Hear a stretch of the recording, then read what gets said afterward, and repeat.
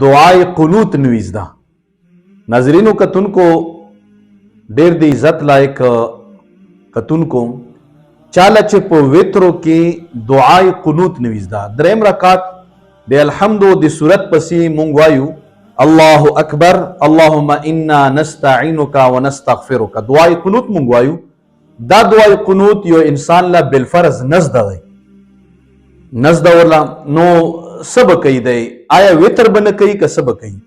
ناظرینو کتونکو دا یو اهم او ضروری مسله ده او ډیره اسانه خبره ده او هغه دا چې دی به نه وتر بم کوي اللهم انا دعای قنوت په ځای باندې به دا دعا وایي اللهم ربنا آتنا فی الدنیا حسنه وفي الاخره حسنه وقنا عذاب النار. بس دا دعا چې دو ویلا بالکل ټیک ده. ځنې خلک په دې کې قل هو الله احد سورت نه قل هو سورت اخلاص ویل نه دی پکار.